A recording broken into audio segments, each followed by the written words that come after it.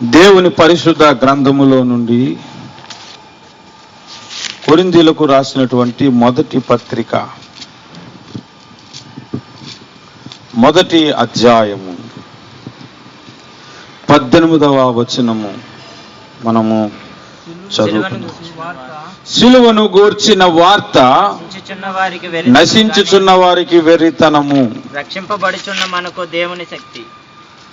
గాని రక్షింపబడుచున్న మనకు దేవుని శక్తి. ప్రార్థన. ప్రియుడైన యేసయ్య, పరలోకపు తండ్రి, పరిశుద్ధాత్మ దేవుడా, త్రియేకుడా, పరమాత్ముడా, పరిశుద్ధుడా, నీకే కృతజ్ఞత స్తుతులు స్తోత్రాలు చెల్లిస్తున్నాను. కనికరము చూపండి నాయన, కనికరము చూపండి. ఈ దినమందు నీ మాటలు మాట్లాడుతుండగా అల్పుడును, అయోగ్యుడను, బలహీనుడను, మట్టి పురుగును నాయన నన్ను వాడుకోమని మీరే మీ మహిమతో నింపి, నీ ఆత్మతో నింపి నన్ను బలపరిచి ఇక్కడ ఉన్న బిడ్డలందరితో మాట్లాడమని వేడుచున్నాను. సహాయమును చేయండి, కనికరమును చూపండి నాయన.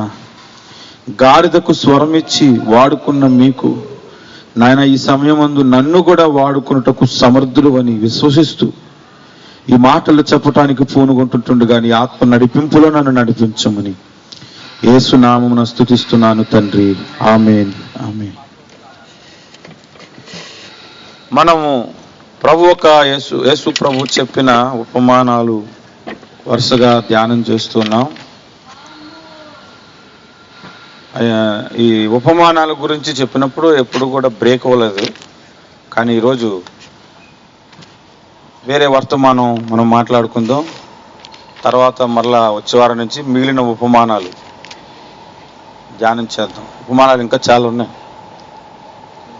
నేను ఇంతకుముందు ఒకసారి చెప్పాను, 4 సువార్తలు మనకు కంప్లీట్గా అర్థం కావాలి అంటే మొదట యేసు ప్రభువు చెప్పిన ఉపమానాలు అన్నీ ధ్యానించేయాలి. తర్వాత యేసు ప్రభువు చేసిన అద్భుతాలు అనగా స్వస్థతలు, అద్భుతాలు, నీటి మీద నడుచుట, నీళ్లను ద్రాక్షరసంగా మార్చుట, స్వస్థపరిచేవి, అన్ని అద్భుతాలను ధ్యానం చేసాం అనుకోండి. ఆల్మోస్ట్ 50% 4 సువార్తల్లోని మ్యాటర్ వచ్చేస్తుంది. ఆ తర్వాత యేసు ప్రభు ఒక బోధలు ఉంటాయి, ప్రత్యేకంగా ఖండితంగా చెప్పే బోధలు. అది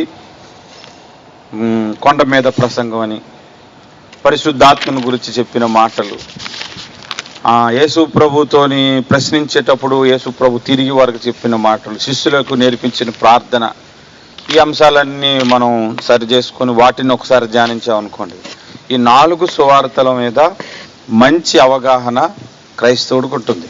హల్లెలూయా. నాకు ఒక ఆమె దుబాయ్ నుండి మెసేజ్ పెట్టింది అనమాట. నేను చాలాసార్లు మత్తయి సువార్త, మార్కు సువార్త, లూకా సువార్త, యోహాను సువార్త చదివాను. ఆ ఉపమానాలు నాకు ఒకటి కూడా అర్థమయ్యేవి కాదన్నయ్య. ఇప్పుడు మీ మెసేజ్లు విన్న తర్వాత చదువుతుంటుంటే ఇంతకాలం ఇంత చిన్న చిన్న విషయాలు కూడా నాకు అర్థం కాని స్థితిలో ఉన్నానని ఇప్పుడు అనిపిస్తుందని నాకు వాయిస్ మెసేజ్ పెట్టినా. నాకు చాలా సంతోషం అనిపించింది. కనుక ఈ ఉపమానాల గురించి ఇంకా వచ్చే వారం నుంచి మనం ధ్యానం చేద్దాం. ఈరోజు నేను చెప్పాలనుకున్న అంశం, యేసు ప్రభువు సిలువలో పలికిన 7 మాటల గురించి మీకు చెప్పాలనుకుంటున్నా. మరి 7 మాటల గురించి చెప్పాలనుకున్నప్పుడు మూలవచనం ఇదెందుకు మనం చదివాము అంటే, దీని మీద కొన్ని మాటలు మనం గ్రహించి తర్వాత సిలువలోని 7 మాటలను మనం ధ్యానం చేద్దాం. ఇక్కడ మనం గమనిస్తే, సిలువను గూర్చిన వార్త నశించుచున్న వారికి వెర్రితనము, గాని రక్షించబడుచున్న మనకు దేవుని శక్తి. నశించిపోవటానికి సిద్ధంగా ఉన్న వారికి అదంతా వెర్రితనంగా కనబడుతుంది అనమాట. ఆయన సిలువలో మరణిస్తే నాకు రక్షణ రావడం ఏంటి, ఇదంతా బుల్షిట్ అనుకుంటారు కొంతమంది. కానీ రక్షించబడుచున్న మనకు అది మామూలు శక్తి కాదు, దేవుని శక్తి అని చెబుతున్నాడు అపోస్తుడైన పౌలు. ఇందులో మీరు గమనిస్తే, యేసుని గూర్చిన వార్త మనకు రక్షిస్తుందా, సిలువను గూర్చిన వార్త రక్షిస్తుందా? సిలువను గూర్చిన వార్త అంటే ఏం చెప్పాలి? ఈ మైక్ గురించి చెప్పండి అన్నారు అనుకో, ఏం చెప్తాం? ఇది ఫిలిప్ మైకు, లేదంటే సోనీ మైకు, ఇది ఎంత వాట్స్లో పనిచేస్తుంది, దీని కెపాసిటీ ఎంత, ఇది ఐరన్తో చేశారా ప్లాస్టిక్తో చేశారా, అవి చెప్పాలి. సిలువను గూర్చిన వార్త అంటే సిలువను గురించి ఏం చెప్పాలి? అప్పుడు ఏ చెక్కతో చేశారు, ఎంత పొడుగు చేశారు, ఎంత బరువు ఉంటుంది, వెడల్పు ఎంత, ఎత్తు ఎంత, అవా చెప్పుకుంటాం. మరి సిలువను గూర్చిన వార్త అనే మాట అంశము ఎందుకు వచ్చింది?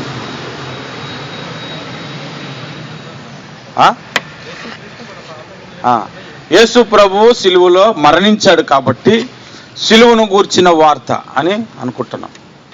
అది 50% కరెక్టే. కానీ ఇంకా దాని గురించి తెలుసుకోవాల్సిన ఒక సంఘటన ఉంది. యేసు ప్రభువు సిలువలో మరణించక మునుపు ఈ సిలువను గూర్చి ఉంది. ఈ సిలువలు వేయటం అనేది రోమా సామ్రాజ్యంలో ఉంది. దానికి ముందు 200 సంవత్సరాలుగా రాజ్యద్రోహులకు, దొంగతనం చేసేవారికి, మానభంగము చేసేవారికి, దోపిడీలు చేసేవారికి ఈ సిలువలో శిక్షించుతుండేవారు. ఈ సిలువ ఎవరింట్లోనైనా ఎవరికైనా సిలువ శిక్ష పడింది అంటే ఆ కుటుంబము శాపగ్రస్తమైనదిగా ఎంచేవారు అన్నమాట. ఆ కుటుంబానికి విలువ ఉండేది కాదు. మీరు చూడండి, ఈ రోజుల్లో పెద్దగా పట్టింపు లేదు, కానీ ఇంతకు ముందు దినాల్లో ఎవరింట్లోనైనా ఒకడు పోలీస్ స్టేషన్కి వెళ్ళి వచ్చాడంటే ఆ కుటుంబం గురించి తెగ మాట్లాడుకుంటేవారు. ఆ కుటుంబంలో సంబంధాలు మాట్లాడాలంటే మీ ఇంట్లో మీ అబ్బాయి పోలీస్ స్టేషన్కి వెళ్ళి వచ్చాడట అని సంబంధాలు క్యాన్సిల్ అయిపోతుండేవి. ఈ రోజుల్లో పోలీస్ స్టేషన్కి వెళ్ళి రావడం ఫ్యాషన్ అయిపోయింది. కానీ ఒకప్పుడు వాడు పోలీస్ స్టేషన్కి వెళ్ళాడంటే పలానా అబ్బాయి పోలీస్ స్టేషన్కి వెళ్ళి ఊరంతా చెప్పేసుకుంటారు. వాళ్ళు ఏదో పెద్ద తప్పు చేస్తున్నట్లుగా వాళ్ళ గురించి తెగ మాట్లాడుకుంటారు కదా. అలాగే ఇంతకు ముందు యేసు ప్రభు సిలువలో మరణించక మునుపు ఎవరైనా సరే పొరపాటు చేసి, తప్పు చేసి, రాజుగారిని చంప ప్రయత్నించి, రాజ్యద్రోహం చేసి, దొంగతనం చేసి, బంతిపోటు దొంగలు కానీ ఇంకెవరైనా సరే ఏ తప్పైనా చేసి శిక్షకు అర్హుడైనప్పుడు అతన్ని సిలువలో ఉరేసినప్పుడు, సిలువలో చంపినప్పుడు ఆ కుటుంబము శాపగ్రస్తమైనదిగా ఎంచేవారు. సిలువ అంటే విలువ లేనిదన్నమాట. ఒకప్పుడు ఎవరింట్లోనైనా ఒక వ్యక్తి రోమా సామ్రాజ్యానికి చిక్కి వాడు శిక్ష అనుభవించి సిలువలో వాడిని చంపారు అంటే ఆ కుటుంబానికి ఎవరు విలువరు, ఆ కుటుంబంతో ఎవరు స్నేహం చేయరు. సిలువ అని పేరు చెబితేనే భయపడిపోతారన్నమాట. అది ఒక శాపగ్రస్తమైనదిగా ఎంచోరు. అందుకే బైబిల్ చెబుతుంది, మాను మీద వ్రేలాడు ప్రతి వాడును శాపగ్రస్తుడు అని చెబుతుంది. అలాంటి సిలువ, ఒకవేళ సిలువకు దేవుడు ఆత్మనిచ్చి, నోరునిచ్చి, చెవులిచ్చి, హృదయం ఇచ్చి, మనసిచ్చి సిలువను మాట్లాడిస్తే, సిలువ ఏమని మాట్లాడుతుందంటే, ఎప్పుడు చూసినా ఈ దొంగలను మోయటమే, ఎప్పుడు చూసినా ఈ పాపాత్ములను మోయటమే, వీళ్ళు బాడీలను మోయటం, వీళ్ళు ఇక్కడ నా దగ్గర చేస్తారు ఎప్పుడు కూడాను అని బాధపడుతుంది. ఒక్కోసారి కామెడీగా జోకులు వేసుకుంటారు కదా, లావుగా ఉన్నాడు సైకిల్ తొక్కితే, అరే దానికి కనుక నోరు వచ్చుంటే నేను తెగ తిరుగుతుంది, ఎందుకురా దాన్ని ఎక్కుతున్నావు అంటారు కదా. అలాగా మీరు ఒక ఆలోచన కలిగి ఉండండి. సిలువకే కనుక మనసుండి, హృదయం ఉండి, నోరుండి మాట్లాడగలిగితే ఏమనుకుంటుంది? ఎప్పుడు ఈ దొంగలను మోయటమేనా, ఎప్పుడు ఈ పాపాత్ములను మోయటమేనా అనుకుంటుంది. యేసు ప్రభువుని సిలువలో వేయక మునుపు, సిలువలో చంపక మునుపు మీరు గమనిస్తే, అంతకుముందు ఎవరు సిలువను మోసిన వారు కాదు, శిక్షించబడి సిలువలో వ్రేలాడి చనిపోయిన వారే. యేసు ప్రభువును మాత్రం సిలువ మోయించి గొల్గొతా కొండ మీదకు తీసుకుని వెళ్ళాడు. ఆ సిలువకు నోరుండి, మనసుండి, హృదయం ఉండి మాట్లాడితే, యేసు ప్రభు మోస్తున్నప్పుడు నా జన్మ ధన్యం అయిపోయిందని చెప్పుకొని ఉండేది. ఎందుకంటే అప్పటి వరకు పాపాత్ములను, ద్రోహులను, దొంగలను మోసినటువంటి సిలువ ఏ తప్పు చేయని ఒక పరిశుద్ధుడిని మోస్తుంది. ఒక పరిశుద్ధుని సిలువనే మోస్తున్నాడు. సిలువను మోసుకుంటూ గొల్గొతా కొండ మీదకు వెళ్ళి సిలువలో వ్రేలాడి అక్కడ సిలువ మీద ప్రాణము విడిచినప్పుడు ఆ సిలువకు ఎంత ధన్యత కలిగిందంటే, ఒకప్పుడు సిలువ నీడ ఎవరింటి మీద పడితే, సిలువను గురించి మాట్లాడితే, ఎవరైనా సిలువలో చనిపోయాడు అని చెప్పుకుంటే వారిని ఇంటిలోనికి రానిచ్చేవారు కాదు. ఈరోజు ప్రతి ఒక్కరి ఇంటిలో, క్రైస్తవుడి ఇంటిలో సిలువ ఉంటుంది. దేవునికి స్తోత్రం కలుగునుగా. అది శాపగ్రస్తమైందైతే మన ఇంట్లోకి ఎలా వచ్చింది? దానికి ఎంత విలువిచ్చాడో చూడండి దేవుడు. అది ఆ వార్త అందులో ఉంది. సిలువను గూర్చిన వార్త. నశించుచున్న వారికి అది వెర్రితనం, రక్షించబడుచున్న మనకు దేవుని శక్తి. ఎలాగో దేవుని శక్తి అయింది మనకి. మనం అతిక్రమలు చేసినప్పుడు, పాపము చేసినప్పుడు, బలహీనతలో పడిపోతున్నప్పుడు, మన ఆలోచనలు తప్పిపోతున్నప్పుడు, మన తలంపులు పాపం వైపు తిరిగిపోతున్నప్పుడు, యేసు ప్రభు సిలువ వైపు మనం చూస్తే, యేసు సిలువ వైపు మన దృష్టి పెట్టుకుంటే మన హృదయం నెమ్మదిగా ఉంటుంది. నా శిక్షను, నా దోషమును నా ప్రభువు సిలువలో భరించి నాకు విడుదల కలుగు చేశాడు, నేను విలువ పెట్టి కొనబడిన వాడను అన్న ఆలోచన మనకు కలుగుతుంది. కనుక సిలువను గూర్చిన వార్త మనకది శక్తి అయ్యింది. దేవునికి స్తోత్రం, హల్లెలూయా. విలువలేని మనకు విలువను తీసుకొచ్చింది సిలువ. నేను చిన్నప్పుడు మా ఇంటి పక్కన అంజి అని ఒక కార్పెంటర్ ఉండేవాడు అన్నమాట. కార్పెంటర్ అని తెలుగులో ఏమంటారు, వడ్రంగి వాడు అంటారు. అతడు ఎప్పుడో మంచి మంచి కబోర్డ్స్, చైర్స్, మంచాలు బాగా అద్భుతంగా చేస్తుండేవాడు. నేను ఇప్పుడు కూడా బాగా గుర్తనమాట. అతనితో పాటు ఒకరోజు సైకిల్ మీద వెళ్తున్నాం. డాక్టర్స్ కాలనీ అనమాట, దాన్ని స్టాఫ్ కాలనీ అంటారు. విశాఖపట్నం సిప్యాడ్ కాలనీలు అన్నీ కూడా ఒక్కొక్క భాగం, A type, B type, C type అని ఉంటాయి. వర్కర్స్ కాలనీ ఉంటుంది, స్టాఫ్ కాలనీ ఉంటుంది, డాక్టర్స్ కాలనీ ఉంటుంది అనమాట. ఆ డాక్టర్స్ కాలనీ వైపు సైకిల్లో తొక్కుని వెళ్తున్నాం. అక్కడ మాకు తెలిసిన ఒక డాక్టర్ అమ్మ, మా నాన్నమ్మకి మంచి ఫ్రెండ్ అనమాట. చిన్నప్పటి నుంచి కలిసి పెరిగారు. అందుకే మా నాన్నమ్మ డాక్టర్ గారి రికమెండేషన్ ద్వారానే మా నాన్నగారికి జాబ్ వేయించింది సిప్యాడ్లో ఎంప్లాయీగా. ఆమె నాకు బాగా తెలుసు. మా అమ్మ గర్భంలో నేను ఉన్నప్పుడు పురుడు పోసింది కూడా ఆమె. ఎందుకంటే నాకు 14 ఏళ్ళప్పుడు ఆమె దగ్గరికి బాగోలేదని తీసుకెళ్తే మా అమ్మ, నేను పురుడు పోసినోడు ఏంటనే ఎంత పెద్దవాడు అయ్యాడని మా అమ్మని అన్నది అనమాట. నాకు అప్పుడు నేను బాగా గుర్తు. మా అమ్మ అంటది, అరే నేను కూడా ఈ గదిలోనే కానాలని సిప్యాడ్ హాస్పిటల్లో ఒక గది చూపెట్టేది నాకు ఎప్పుడు హాస్పిటల్కి వెళ్ళినా కూడా. అందుకని ఆమె బాగా గుర్తు అనమాట. సరే, అటువైపు ఆ కాలనీలో మేము నడుచుకుంటూ వెళ్తున్నాం. ఆ ఇంట్లో పనిచేసే పని మనిషి ఇరిగిపోయిన కుర్చీలు, బల్లలు అన్నీ తీసుకొచ్చి బయటను పడేస్తుంది చెత్తకుండీలో పడేస్తుంటే ఈ అంజి అన్నాడు కార్పెంటర్ కదా, అక్కడ అది చూసి వాళ్ళు వెళ్ళిపోయిన తర్వాత వెనక్కి వచ్చి ఆ చెత్తకుండీలోంచి చెక్కలన్నీ తీసుకొని వెనకన సైకిల్కి పెట్టుకొని నేను ముందును కూర్చుంటే తిన్నగా తొక్కుకొని వచ్చి ఆ చెక్కలన్నీ తీసుకొని శుభ్రంగా ఇస్త్రీ పెట్టి మంచి షిప్ తయారు చేశాడు అనమాట. మంచి పెయింటింగ్ వేసి దాన్ని బయట ఎండలో పెట్టాడు ఆరడానికి. నెలకొకసారి మా నాన్నమ్మ గారి దగ్గరికి డాక్టర్ అమ్మ గారు వస్తుండేవారు. మా నాన్నమ్మ సిక్ అయ్యేటప్పుడు చూడడానికి వస్తుండేదమ్మ. వచ్చేటప్పుడు కొంచెం సరదాగా చిన్నప్పటి విషయాలు కూడా మాట్లాడుకుని వెళ్ళేదనమాట డాక్టర్ అమ్మ గారు. వచ్చేటప్పుడు మా ఇంటి పక్కన బయట అది ఎండలో పెట్టున్నట్టు చూసి, ఇది చాలా బాగుంది, ఇది నాకు ఇచ్చేమని అడిగింది అనమాట. అది ఆ రోజుల్లో 500 రూపాయలు పెట్టి ఆ షిప్ని కొనుక్కుంది. ఆ చెక్కలు ఎవరివి? వాళ్ళింట్లోవే. వాళ్ళింట్లో పనికిరాని చెక్కలని బయట పడేస్తే ఆ చెక్కల్ని ఒక రూపుదిద్ది పెయింట్ వేసి అందంగా తయారు చేస్తే 500 రూపాయలు పెట్టి కొనుక్కొని తీసుకెళ్ళి వాళ్ళింట్లో పెట్టుకుందాము. చాలా మంది ఇళ్లలో వీడు పనికి మాలినోడు, వీడు ఇంకా పనికిరాడు అని బయటికి తోసేస్తుంటారు కదా. అటువంటి వారందరినీ బాగు చేసి వాడే పనికొచ్చేవాడుగా తయారు చేస్తున్నాడు దేవుడు. హల్లెలూయా. వాడు పనికొచ్చేలా తయారు చేస్తుంది యేసయ్య. దేవునికి స్తోత్రం కలుగును కాక.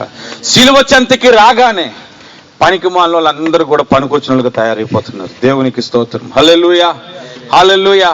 ఎంత గొప్ప ధన్యతలోనికి దేవుడు మనల్ని తీసుకెళ్తున్నారు. ఒక దైవ సేవకుడు వాక్యం చెబుతూ ఒక మాట అన్నాడు, ఈ సృష్టి అంతటిని కలుగు చేయటానికి దేవుడు ఖర్చు పెట్టినది ఆయన మాట ఒకటే అంట. ఈ సృష్టి కలుగునుగా కానీ ఒక మాట పలికితే ఈ సృష్టి అంతా కలిగిందంట. కానీ నిన్ను నన్ను మన పాపముల నుండి రక్షించటానికి ఆయన మాట పలకలేదు, ఆయన ప్రాణమును ఖర్చు చేశాడంట.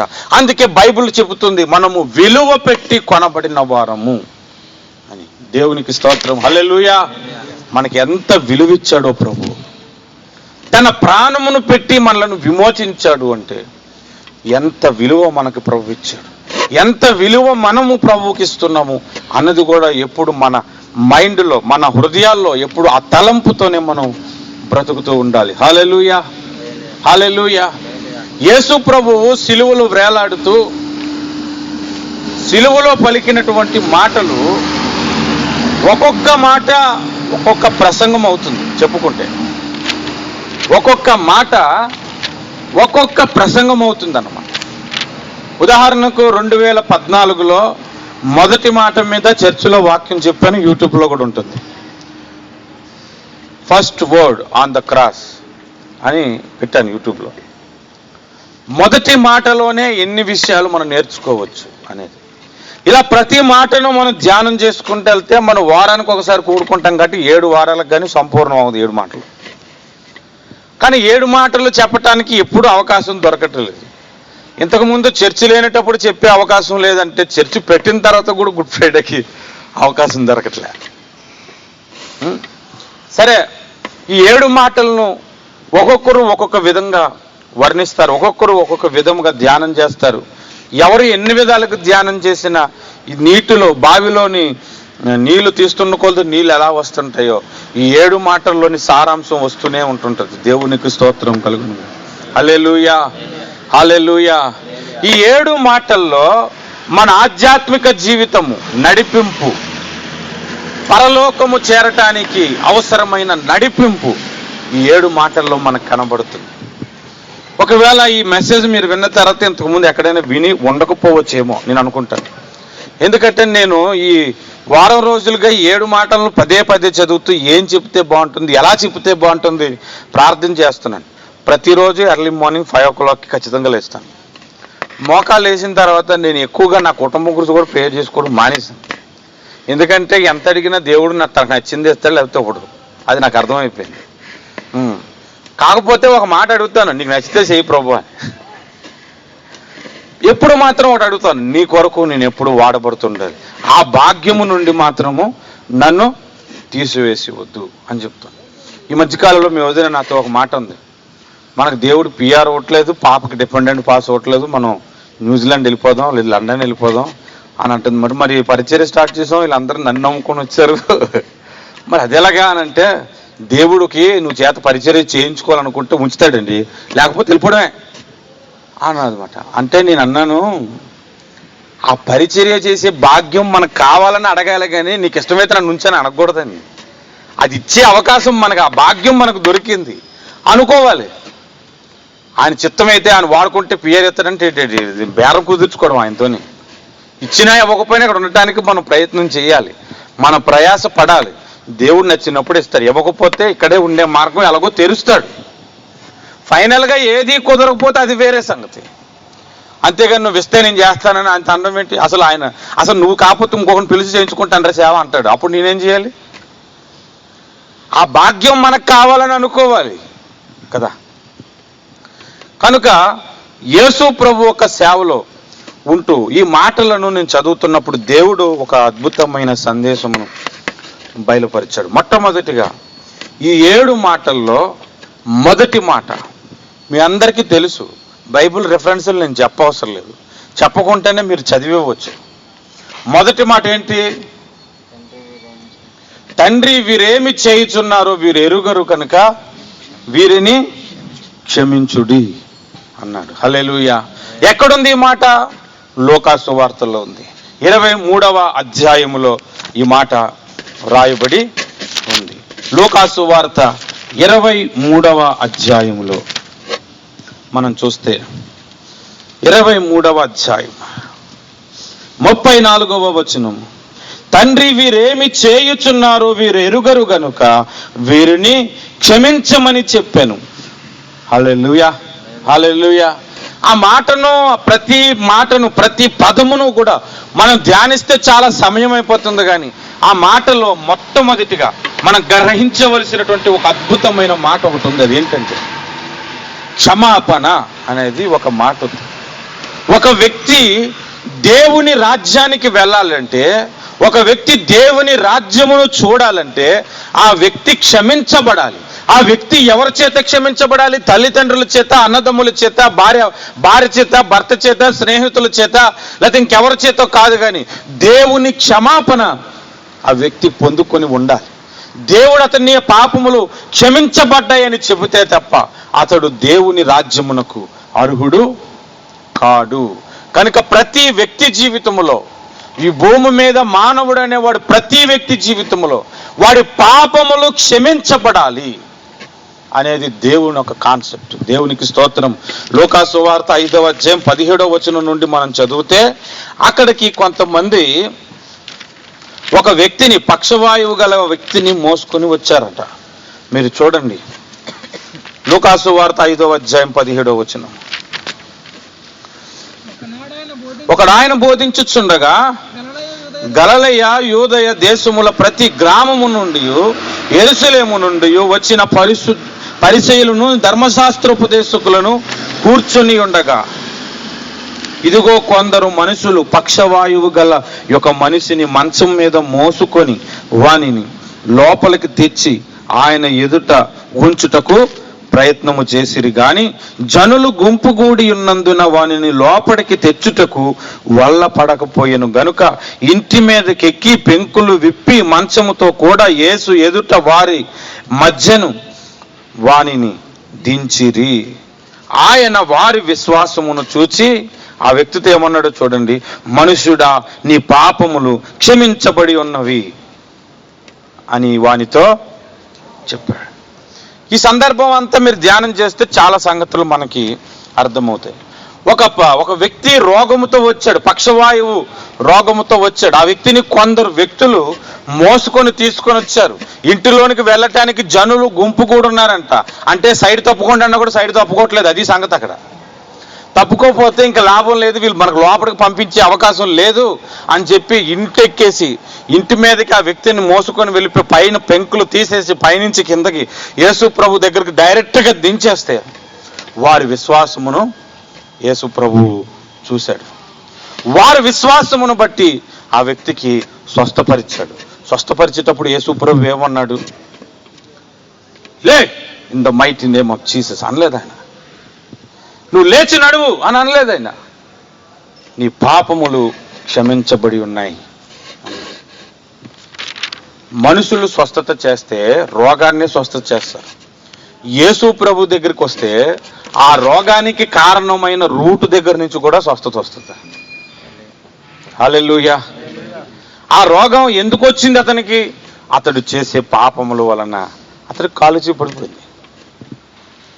అతడు ఎన్ని పాపాలు చేశాడో, ఎన్ని ఘోరమైన పనులు చేశాడో, వ్యభిచార పనులు చేశాడేమో, దొంగతనాలు చేశాడేమో, మరి ఏ పనులు చేశాడో కాలుజీ పడిపోయింది. ఇప్పుడు దొంగతనం చేయడానికి కూడా కుదరదు పాపం మనకి.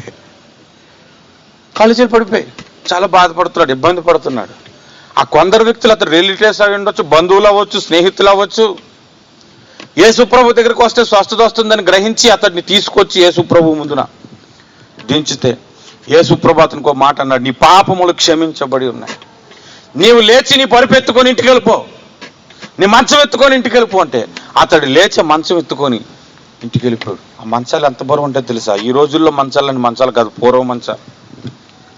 నా చిన్నప్పుడు ఎప్పుడో కొన్నారు, నేను పుట్టినప్పుడు కొన్నారు మంచం. ఒక మంచం, ఒక బీరు టేక్ కర్రతో చేశారు. అది ఇంట్లోని జరపాలంటే ఒక ఇద్దరిని పిలుచుకొని రావాలి.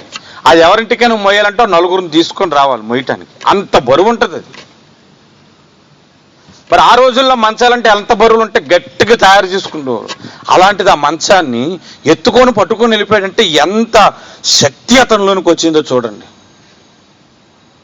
ఈ రోజుల్లో స్వస్థత చేసేవాళ్ళు అంటున్నానని అనుకోకండి, కానీ అది స్వస్థత చేస్తే కనీసం బాటిల్ కూడా గట్టిగా మొయ్యలేరు. యేసు ప్రభు స్వస్థత చేస్తే ఆ మంచాన్ని మోసుకొని వెళ్ళిపోయాడు. ఆ సందర్భాన్ని మీకు ఎందుకు జ్ఞాపకం చేస్తున్నానంటే, ఒకడు పాపములు క్షమించబడితేనే అతడు దేవుని రాజ్యమునకు అర్హుడవుతాడు. హల్లెలూయా, హల్లెలూయా.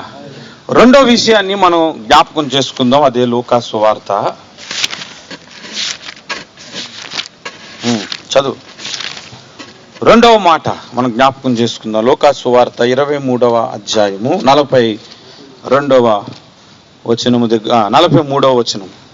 నేడు నీవు నాతో కూడా పరదేశులో ఉందువని నిశ్చయముగా నీతో చెప్పుచున్నాను నేను అన్నాడు. యేసు ప్రభువు సిలువలో వేలాడుతున్న కుడివైపు దొంగతో ఈ మాట చెప్పాడు. రెండవ మాట, నేడు నీవు నాతో కూడా పరదేశులో ఉంటావు అని చెప్పాడు. మొదటి మాట క్షమించబడాలి. రెండవది, క్షమించబడిన వ్యక్తి యేసుతో ఉండాలి, యేసు కొరకు సాక్షిగా ఉండాలి. హల్లెలూయా. మొదటి మాటలో మనం ఏం నేర్చుకున్నామంటే దేవుడు క్షమించాలి. ఆ క్షమాపణ మనం పొందుకున్నాం కాబట్టి ఆయన రక్షణ అనుభవిస్తున్నాం, నీటి బాప్తిసం పొందుకున్నాం. రెండవ మాటలో దేవుడు మనతో ఏం మాట్లాడుతున్నాడంటే దేవునితో మనము ఉండాలి. ఇక్కడ కూడా మీరు గమనించండి, ఆ దొంగ ఏమడిగాడు? యేసు, నీవు నీ రాజ్యముతో వచ్చినప్పుడు నన్ను జ్ఞాపకమును చేసుకో అన్నాడు. ఇంతకీ ఆయన ఒక రాజ్యం ఉందని, ఆయన రాజ్యంతో వస్తాడని సంగతులు వీరికి ఎలా తెలిసే? అసలు వాస్తవం ఏంటంటే ఇద్దరు దొంగలు ఉన్నారు కదా, ఇద్దరికి యేసు ప్రభు గురించి తెలుసు. అసలు కుడివైపు ఉన్న దొంగ కంటే ఎడమ వైపు ఉన్న దొంగకే యేసు ప్రభు గురించి ఎక్కువ తెలుసు. ఎందుకంటే కుడివైపున ఉన్న దొంగ యేసు అని పిలిచాడు, ఎడమ వైపున ఉన్న దొంగ క్రీస్తు అని పిలిచాడు. పేతురికి దేవుడు ఒకసారి యేసు ప్రభు అడిగాడు, నేను ఎవరనుకుంటున్నారు జనులు అంటే, ఏలియా అనుకుంటున్నారు ప్రభా, కొంతమంది ఇర్మియా అంటున్నారు, కొంతమంది ఆ ప్రవక్త ఈ ప్రవక్త అని ఏవో పేర్లు చెప్పాడు. నీవైతే ఏమనుకుంటున్నావు అంటే నీవు దేవుని కుమారుడు అయిన క్రీస్తు అనుకుంటున్నానంటే నీవు ధన్యుడవు, దేవుడు బయలుపరిస్తే తప్ప ఈ విషయం ఎవరికైనా తెలియదు అన్నాడు. అలాంటిది ఈ వ్యక్తి, నీవు క్రీస్తువు కదా, నిన్ను నీవు రక్షించుకో, నన్ను కూడా రక్షించమంటాడంటే ఎక్కువ సబ్జెక్టు వీడికే తెలుసు. కానీ క్షమాపణ కోరటలేదు అతడు, అందుకని క్షమించబడలేకపోయాడు. రెండో వ్యక్తికి యేసుకి ఒక రాజ్యం ఉందని సంగతి కూడా తెలుసు. అంటే మీరు గమనిస్తే అతడికి చాలా కాలంగా యేసు ప్రభు తెలుసు. అతడు దేవుని కుమారుడు అనే టాక్ ఇశ్రాయేలీలో ఉందని సంగతి తెలుసు. అతను బోధలు తెలుసు. అతనికి ఒక రాజ్యం ఉందని, మరలా వస్తాడనే బోధలు ఆయన చెబుతుంటుండగా ఒకరి నుంచి ఒకరికి ఆ బోధ వెళ్ళిపోయి ఈయన చెవులో కూడా పడ్డాయి. ఆ సంగతి కూడా తెలుసు. అతడు పాపములు క్షమించబడి ఆయన రాజ్యంలో ఉండాలని చివరిసారిగా యేసు ప్రభువుని ప్రార్థన చేశాడు. ప్రభువా, నీవు నీ రాజ్యముతో వచ్చినప్పుడు నన్ను జ్ఞాపకం చేసుకుంటే, అప్పుడు ప్రభు ఏమనంటే, అలాగే నేను వచ్చినప్పుడు జ్ఞాపకం చేసుకుంటాను అనలే. నేడు నీవు నాతో కూడా పరదేశులో ఉండు అన్నాడు. అంటే యేసు ప్రభు రెండోసారి వచ్చినప్పుడు నిన్ను నన్ను జ్ఞాపకమును చేసుకోవాలంటే నువ్వు ఎక్కడికి వెళ్ళి ఉండాలంటే పరదేశంలో ఉంటే 100% వాడు పరలోకంకి వెళ్ళిపోతాడన్నమాట, ఎత్తబడతాడన్నమాట. అందుకనే నేడు నీవు నాతో కూడా పరదేశంలో ఉండు. ఈ సిలువలో దొంగ గురించే చెప్పుకుంటే చాలా సంగతులు చెప్పుకోవాలి. అతడు పుట్టిందే యేసు ప్రభు సాక్షిగా ఉండటానికి, పరదేశంలో సాక్షిగా ఉండటానికి పుట్టాడు అసలు. అందుకే చివరి క్షణాల్లో అతనికి రక్షణ అనుగ్రహించబడింది. మనం ఎప్పుడైనా ఈ విషయాలను మనం ధ్యానం చేద్దాం. ఇక్కడ మనం గమనిస్తే నేడు నీవు నాతో కూడా పరదేశంలో ఉండు అంటే రెండో అనుభవం మన రక్షణలో ఉండవలసింది అంటే, రక్షింపబడిన ప్రతి వ్యక్తి, క్షమించబడిన ప్రతి వ్యక్తి యేసుతో ఉండాలి, యేసు కొరకు సాక్షిగా బ్రతకాలి. హల్లెలూయా, హల్లెలూయా. చాలా మంది రక్షింపబడి బాప్తిసం తీసుకున్న తర్వాత యేసు ప్రభువుని వదిలేస్తారు. ఇంకా అయిపోయింది నా పని అనుకుంటారు. నేను రక్షింపబడిపోయి నేను బాప్తిసం పొందేశాను అనుకుంటారు. చాలా మందిని యేసు ప్రభువు నమ్ముకొని బాప్తిసం పొందుకున్న తర్వాత మళ్ళా లోకంలో కలిసిపోయే వాళ్ళని చాలా మందిని చూశాను. ఈ రోజుకి కూడా STMలో నేను జాబ్కి వెళ్తున్నప్పుడు నాకు ఒక అతను కనబడతాడు, వయసులో పెద్దోడు, శ్రీను. నాకు జాబ్ ఇస్తాడమంటే, ఇగో ఇది సోదా అది సోదా ఇది అన్నీ ఎంపీ చేసి అంటాడు. అవన్నీ ఎంపీ చేసేసిన తర్వాత మాట్లాడేటప్పుడు అంటాను, చర్చికి రావచ్చు కదా శ్రీను అంటే, అయితే ఎప్పుడు ఆగం తినేస్తాను, చెప్పకరా బాబు 10 సార్లు అని అంటాడు. చెప్పి చెప్పి చెప్పి చెప్పి వదిలేశాను గారికి. అతడు ఒకప్పుడు యేసు ప్రభువుని తెలుసుకున్న వ్యక్తి, దేవుని మందిరానికి వెళ్ళిన వ్యక్తి. అతడికి యెహోవా వెలుగాయననే పాట కూడా తెలుసు ఇప్పటికి. కానీ రాడు. మనం రక్షింపబడిపోయాము, బాప్తిస్మం పొందేశాము అంటే అక్కడితో మన జీవితం అయిపోలేదు. ఆ తర్వాత యేసుతో జీవించాలి, యేసు కొరకు సాక్షిగా బ్రతకాలి. పరదేశికి యేసు ప్రభు వెళ్ళినప్పుడు అంతకు ముందు చనిపోయిన భక్తుల సమూహం అక్కడ కనబడినప్పుడు ఆ భక్తులందరూ యేసు ప్రభువును చూసి ఇతడు కూడా ఒక విశ్వాసే అని అనుకుంటుంటే అతడు విశ్వాసి కాదండి. మీరు విశ్వసించినట్లుగా ఒక ఆయన సిలువలో మరణిస్తాడని మీరు ఏదైతే విశ్వసించారో ఆ మరణించిన వ్యక్తి ఇతనే. అతడి ఎముకల్లో ఒకటి కూడా విరువబడలేదు. అతడు మీ కొరకు ప్రాణం పెట్టాడు. లేఖనాల ప్రకారంగా అతడు సిలువలో మరణించాడు. అందుకు నేనే సాక్షినని పరదేశుల సాక్షిగా అతడిని వాడుకున్నాడు. హల్లెలూయా. భూమి మీద క్రీస్తు కొరకు సాక్షి జీవితం కాదండి, అందుకే సిలువలో రక్షింపబడ్డాడు.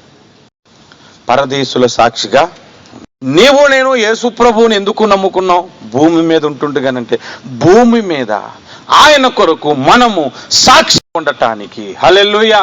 నీవు యేసుతో ఉండకుండగా యేసుకు సాక్షిగా బ్రతకలేవు. యేసును విడిచి యేసుకు సాక్షిగా ఎలా బ్రతకగలం? అసలు యేసుతో ఉండాలి, సరిగ్గా సాక్ష్యం చెప్పరు, ఇంకెలా బ్రతకగలం?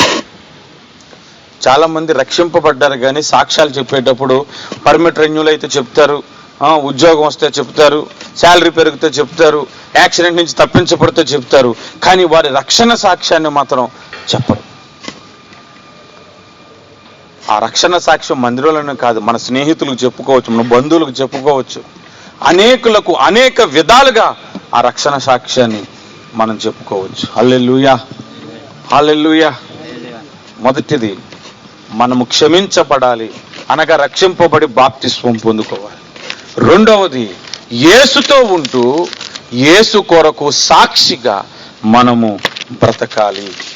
ఇది రెండవ మాట. మూడవ విషయానికి మనం వద్దాం. మూడవ మాట ఏంటి మీకు చెప్పండి? ఈ సిలువలో 7 మాటల గురించి తెలీదా? ఇప్పుడు మూడవ మాట ఏంటి? అందుకే నాలాగా తెలివితేటలు ఉపయోగించండి కాస్త. 7 మాటలు ఒక దగ్గర రాసుకుంటాను, ఎప్పుడు కూడా కంగారు పడుకుంటాను. సువార్తల్లో ఆఖరిలోని చాలా మెసేజ్లు ఉంటాయి, ఇంపార్టెంట్, నేను మర్చిపోతాను అనుకున్నవి. అంటే 7 మాటలు గుర్తు నేను నిద్రలో లేపినా చెప్పగలను. ఏది ఫస్ట్ ఏది సెకండ్ అంటే మరి చెప్పలేను కదా. ఆ కన్ఫ్యూజన్ ఉండకుండానే అన్ని జాగ్రత్తగా ఉంటాను నేను. తెలివితేటలు నేర్చుకోండి, ఇది కూడా చెప్పాలా మీకు వాక్యంలోని. యోహాను సువార్త 19వ అధ్యాయము, యోహాను సువార్త 19వ అధ్యాయం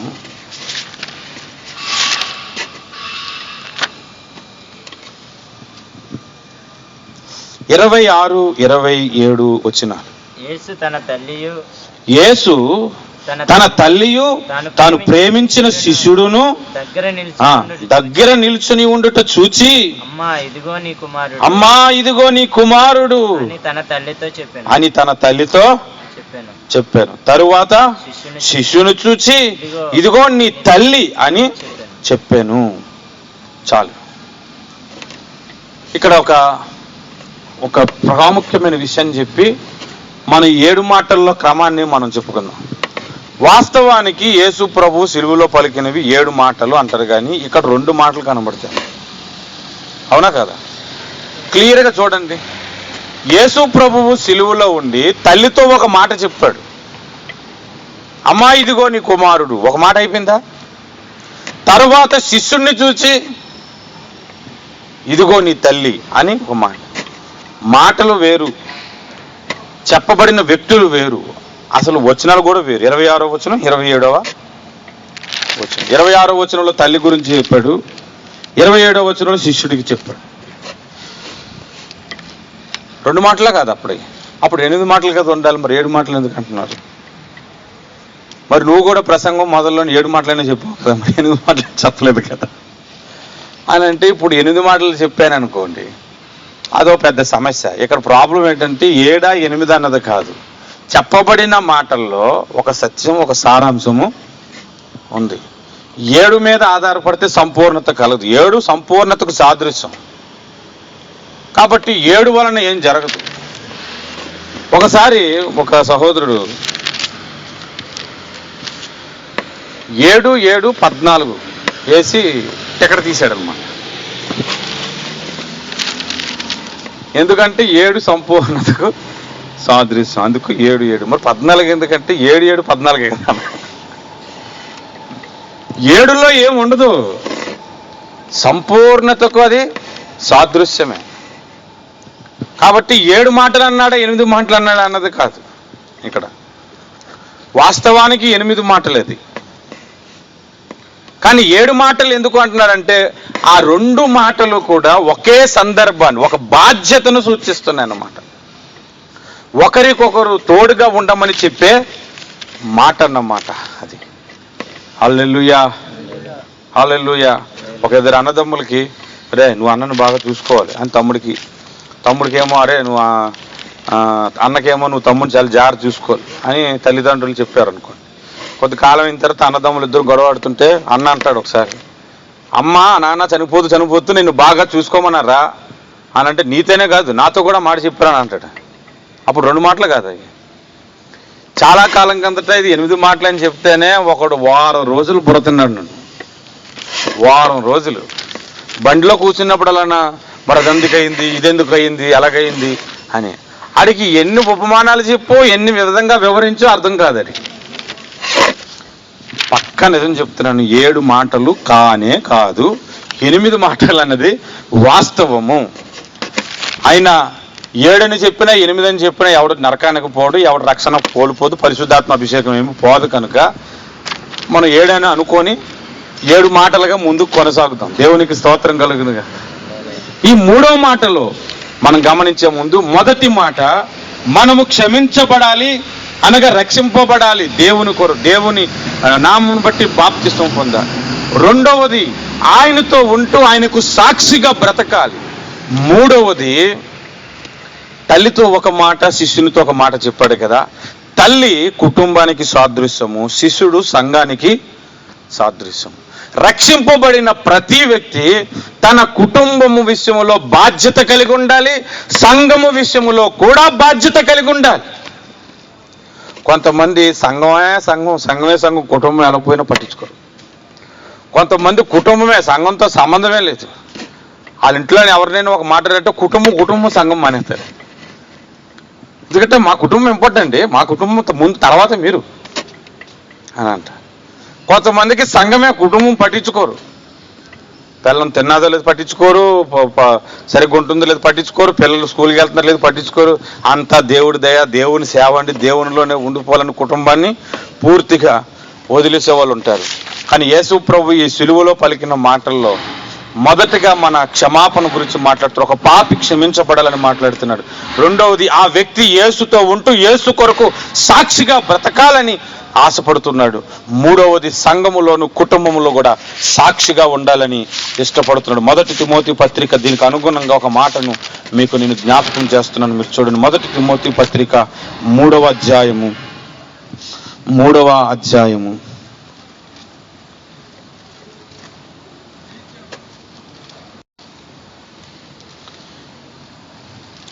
5వ వచనం చూడండి. ఎవడైనాను తన ఇంటి వారిని ఏలనేరకపోయిన ఎడల అతడు దేవుని సంఘమును ఎలాగూ పాలించు. అర్థమవుతుంది మాట. కొంతమంది పాస్టర్స్ వాళ్ళ ఆవిడ్ల సంఘాలకు రారు, ప్రార్థన తెలీదు, బైబుల్ తెలీదు, చెప్పరు. ఈ మాట చదివినప్పుడు గుండె ఆగిపోలేదు. నా కుటుంబాన్ని నేను రక్షణలో నడిపించుకోలేనప్పుడు సంఘం నాకు ఎందుకని అనుకోవాలి. ఈ మాట చాలా మంది పాస్టర్లకు చెప్పారు. నేను పెళ్ళి భార్యను తెలిసి పాస్టర్లు లేరు. కొంతమంది కుటుంబాన్ని బాగా చూసుకుంటారు, సంఘం అసలు పట్టించేకూడదు. ఏంటో మరి వాళ్ళ లైఫ్ నాకు అర్థం కాదు. ప్రభువు కుటుంబాన్ని జాగ్రత్తగా చూసుకోమంటాడు. ఇంకా మనం జాగ్రత్తగా ఆలోచిస్తే ముందు కుటుంబాన్ని సరిగ్గా చూసుకున్నడే సంఘంలో జాగ్రత్తగా ఉండగలడు అన్నమాట. అర్థం అంతేనా? ఒకడు సంఘమును చాలా జాగ్రత్తగా చూసుకొని ఎడలా అతడు కుటుంబాన్ని ఎలా పరిపాలించగలడు అన్నాడా? లేకపోతే అతడు తన కుటుంబమును సరిగ్గా ఏలని ఎడల సంఘమును ఎలా పరిపాలించగలడు అన్నాడా? యేసు ప్రభు సిలువలో మాట్లాడుతున్నప్పుడు ముందు తల్లికి చెప్పాడా, శిష్యుడికి చెప్పాడా? అంటే కుటుంబము ముందు. నీ కుటుంబం ఒక రక్షణ కొరకు, నీ కుటుంబం ఒక ప్రార్థనా జీవితం కొరకు, నీ కుటుంబం ఆధ్యాత్మికంగా బలపడుట కొరకు నీ ప్రార్థన జీవితం ఉండాలి. పెద్దలు ఒక మాట చెప్తారు, ముందు ఇంట గెలిచి రచ్చగలరని ఒక మాట చెప్తారు. ముందు ఇంట్లో వాళ్ళకి ప్రకటన చేయాలి. దేవునికి స్తోత్రం. హల్లెలూయా, హల్లెలూయా. కనుక మూడో మాటలో మనకి దేవుడు ఏం చెప్తున్నాడంటే, సంఘములో నీ బాధ్యతను, కుటుంబంలో నీ బాధ్యతను జ్ఞాపకం చేస్తున్నాడు. మొన్న ఒక వారం 2 వారాల కిందట మా చిన్న పాపకి కిషోర్ రెడ్డి గారు చైన్ కొనిచ్చారు. చైన్ కొనిచ్చారని చెప్తున్నానని అనుకోకండి. ఆయన మాట చెప్పేటప్పుడు ఒక మాట చెప్పాడు, నాకు కుటుంబం ఎంత ఇంపార్టెంటో సంఘం అంత ఇంపార్టెంట్ అండి. నా కుటుంబంలో నా తల్లిదండ్రులు ఎంతో, సంఘ కాపురు కూడా నాకు అంతే అని ఆ మాట చెప్పి ఆ గొలుసు బహుమతిగా ఇచ్చాడు చిన్న పాప శ్రేష్టకి. ఆ మాట చెప్పిన తర్వాత ఈ మాట నాకు బుర్రకెక్కింది సరిగ్గా. అంతకుముందు చాలాసార్లు చదివాను. దీని మీద ఎన్నో ప్రసంగాలు రాసుకున్నాను. ఎంతో మందికి 7 మాటల గురించి అసలు నేను చెప్పటం కన్నా 7 మాటల్లోని సారాంశం రాసి ఇచ్చేస్తే వేరు వేరు సంఘాలను ప్రకటించుకున్నాను కూడా ఉన్నాను. అన్న నాకు సిలువలో ఈ మాట ఇచ్చారు, ఏమన్నా మాట్లాడాలో తెలియదు, మీరు చెప్పండి అన్న అంటే మొత్తం మెసేజ్ చెప్తే ఫోన్లో రికార్డ్ చేసుకొని ఇండియాలో చెప్పిన ఉన్నారు, సింగపూర్లో కూడా చెప్పిన ఉన్నారు. మొత్తానికి మూడో మాట మనం జ్ఞాపకం చేసుకుంటే, కుటుంబమును సంఘమును చాలా జాగ్రత్తగా మనం చూసుకోవాలి. హల్లెలూయా, హల్లెలూయా. నాకు మా అమ్మగారి దగ్గర నుంచి ఒక మంచి పాఠం నేర్చుకున్నాను. నేను రక్షింపబడిన కొత్తలో మా పాస్టర్ గారు సరిగ్గా తిండుండేది కాదనమాట. నాకు బాప్టిస్ట్ ఇచ్చిన పాస్టర్ గారికి ఎవరైనా బియ్యం కానుకగా ఇస్తే రైస్ వండుకొని నీళ్ళు వేసుకొని ఉప్పు వేసుకొని ఒక నిమ్మకాయ బద్ద వేసుకుని తినేసేవారు ఇంటి అంతరం. 2-3 సార్లు మా అమ్మ అది గమనించి, మా అమ్మకి ఎప్పుడు ఫస్ట్ నుంచి ఎక్కువ వండటం అలవాటు.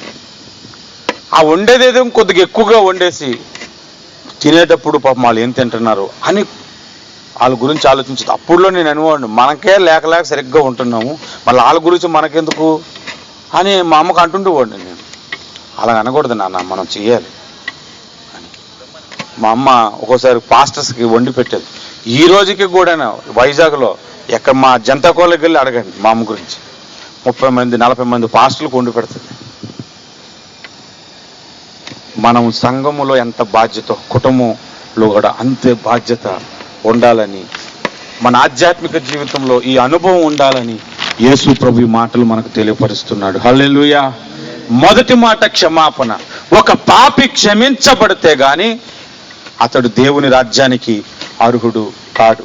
క్షమించబడ్డాం, రక్షింపబడ్డాం, బాప్టిజం తీసుకున్నాం, అయిపోయిందంటే లేదు. యేసుతో ఉండాలి, యేసు కొరకు సాక్షిగా బ్రతకాలి. దేవునికి స్తోత్రం. అది రెండవ మాట.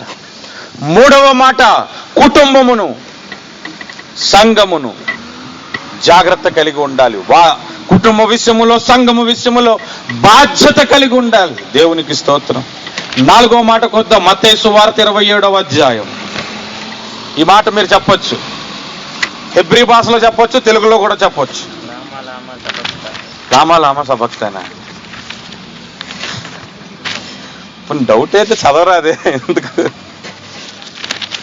ఏలి ఏలి లామా సబక్తాని, 27వ అధ్యాయం.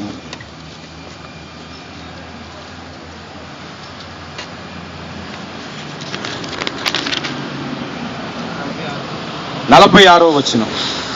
ఇంచుమించు 3 గంటలప్పుడు యేసు ఏలి ఏలి లామా సబక్తాని అని బిగ్గరగా కేక వేసెను. ఆ మాటకు నా దేవా నన్నెందుకు చేయి విడిచితివని అర్థం. దేవునికి స్తోత్రం. హల్లెలూయా. మన ఆధ్యాత్మిక జీవితంలో మీరు చూడండి, ప్రభు మనల్ని ఎలా నడిపిస్తున్నాడు. మనం ఎంతో దేవునితో ఉండి, దేవుని కొరకు సాక్షిగా ఉండి, సంఘంలో బాధ్యతగా ఉండి, కుటుంబంలో బాధ్యతగా ఉన్న తర్వాత యేసు ప్రభు మనల్ని విడిచిపెట్టేస్తాడా అని కాదు అర్థం. పరిశుద్ధాత్మ నడిపింపు లేకుండా ఆలోచిస్తే కొన్ని సమయాల్లో యేసు ప్రభు మనల్ని వదిలేస్తాడని అర్థం చేసుకుంటారు. కాదు. యేసు ప్రభువుని దేవుడు, తండ్రి అయిన దేవుడు వదిలేసింది కారణం ఏంటంటే మనలను పట్టుకోవటానికి. అంటే ఆ మాటలో మనం అర్థం చేసుకోవాల్సింది ఏంటంటే, యేసుని సిలువలో విడిచిపెట్టిన దేవుడు మనల్ని మాత్రం ఎప్పుడూ విడిచిపెట్టననే చెప్పాడు బైబిల్లో. నీ తల్లి విడిచిన, తండ్రి విడిచిన, నేనెన్నడూను విడువను ఎడబాయను అన్నాడు. హల్లెలూయా, హల్లెలూయా. ఎవరు నన్ను చేయి విడచినన్ యేసు చేయి విడువడు. ఎవరు నన్ను చేయి విడచినన్ యేసు చేయి విడువడు. చేయి విడువడు, చేయి విడువడు, నీ చేయి విడువాడు. నిన్ను చేయి విడువాడు. తల్లి ఆయనే, తండ్రి ఆయనే, తల్లి ఆయనే, తండ్రి ఆయనే.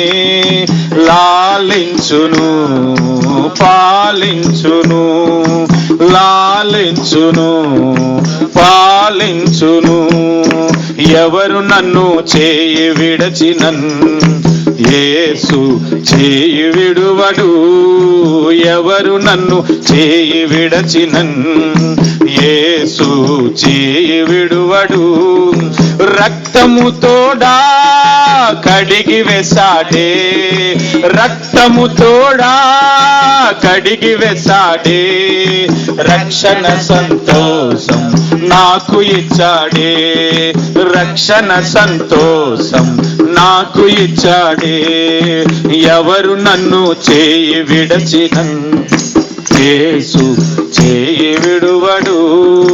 చేయి విడువడు, చేయి విడువడు, నీ చేయి విడువాడు. నన్ను చేయి విడువాడు.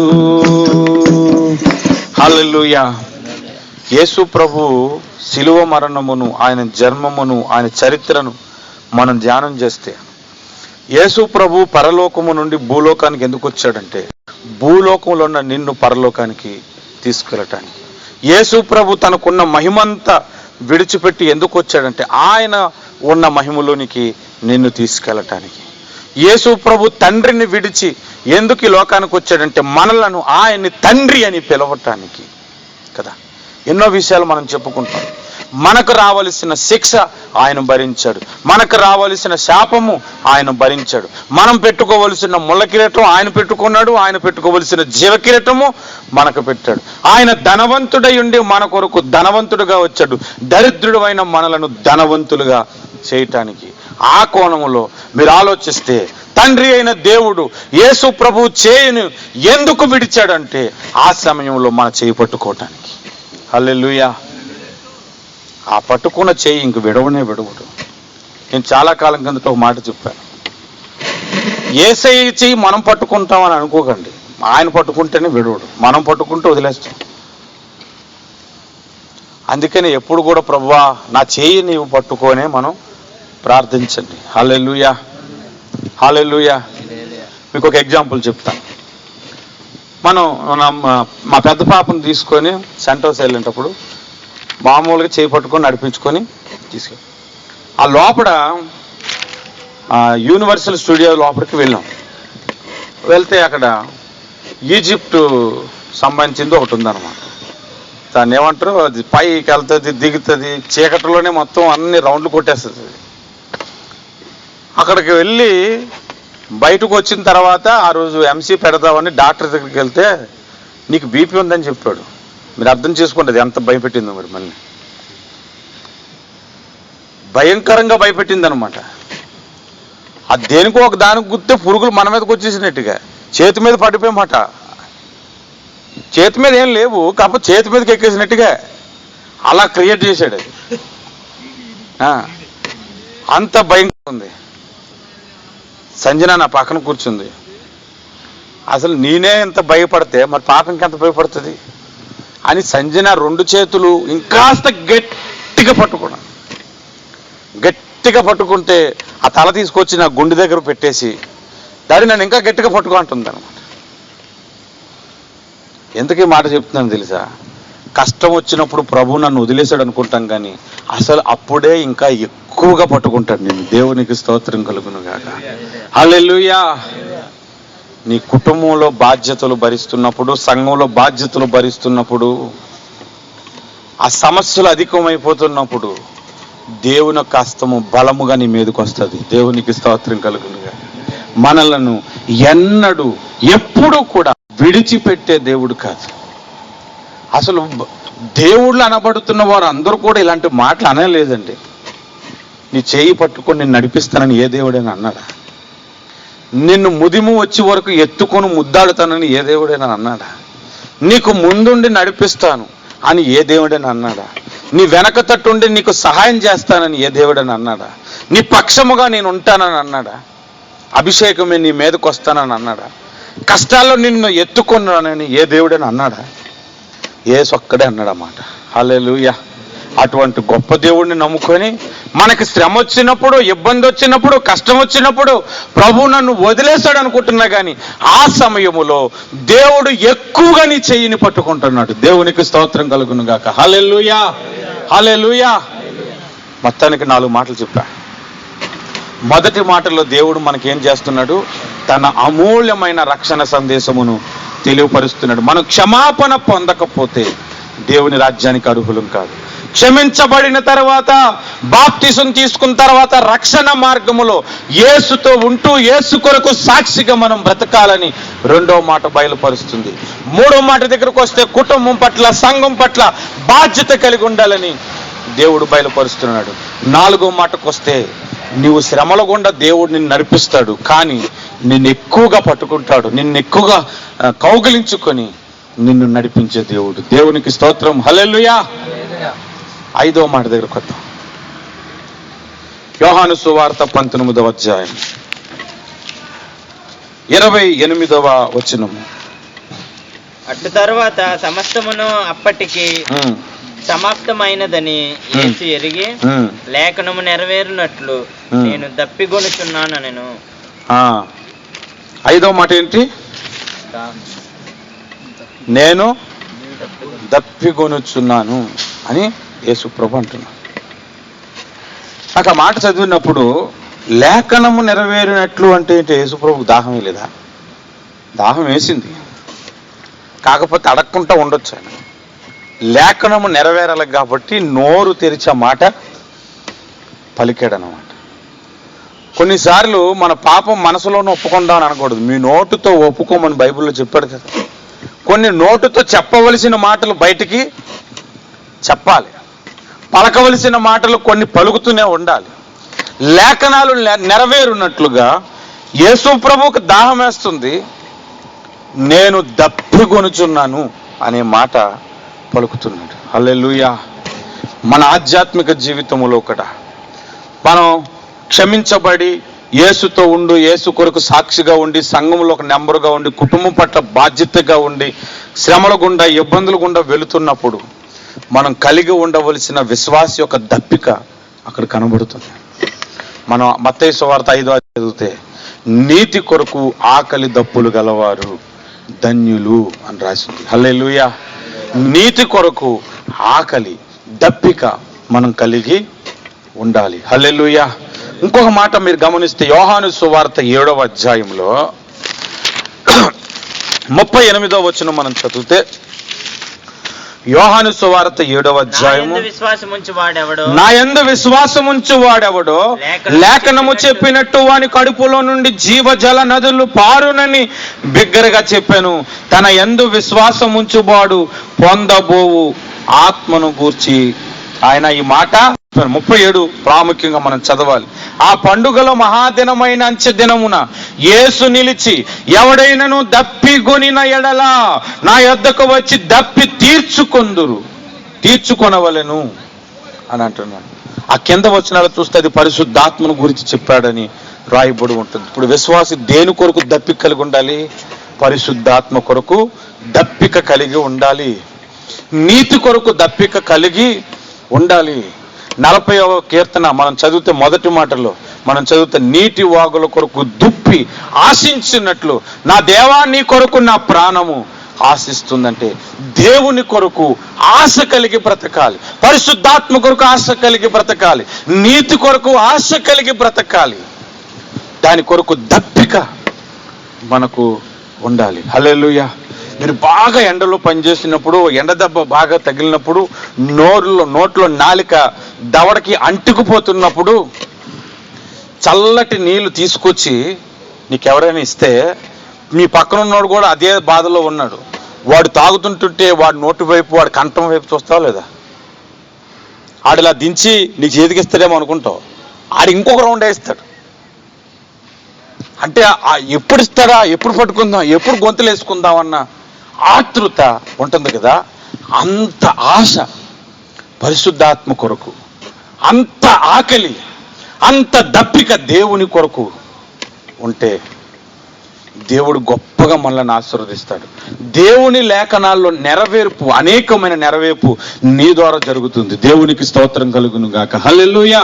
చాలా మంది ఆధ్యాత్మిక జీవితంలో క్షమించబడి తప్పిపోయిన వాళ్ళు ఉన్నారు. యేసుతో ఉండట్లేదు, యేసు కొరకు సాక్షిగా ఉండట్లేదు. యేసుతో ఉన్న, యేసు కొరకు సాక్షిగా ఉన్న కొంతమంది బోధలలో పరిశుద్ధాత్మ నడిపింపే ఉండదు. వాళ్ళు యేసు కొరకే మాట్లాడతారు, యేసుని గురించి ప్రకటిస్తారు, కానీ పరిశుద్ధాత్మాభిషేకం వారిలో ఉండదు. ఎందుకంటే పరిశుద్ధాత్మ కొరకు దప్పికే ఉండదు, నీతి కొరకు దప్పికే ఉండదు, దేవుని కొరకు దప్పికే ఉండదు వారికి. ఇంకెలాగా ఆధ్యాత్మికంగా వర్ధిల్లుతాడు చెప్పండి? అందుకే సిలువలో యేసు ప్రభు పలికిన మాటల్లో పరలోక మార్గానికి ఒక త్రోవను దేవుడు మనకు చూపెడుతున్నాడు. ఇది 5వ మాట. 6వ మాట దగ్గరకు వద్దాం. 6వ మాట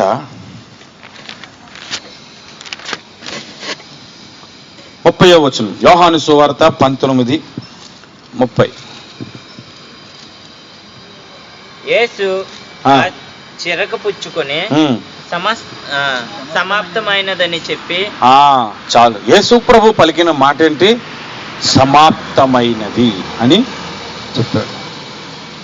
అంటే యేసు ప్రభు భూమి మీద పుట్టినప్పుడు నుండి సిలువలో మరణించటానికి, అంటే 7వ మాట పలకటానికి ముందు 6వ మాటకి సమాప్తమైనది అని అంటున్నాడంటే దేవుడు ఆయనకు అప్పగించిన పని మొత్తం కంప్లీట్ చేశాడనమాట.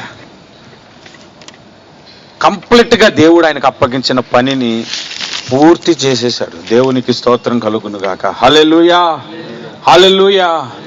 యేసు ప్రభువు దేవుని పని ఎప్పటి నుంచి ప్రారంభించాడు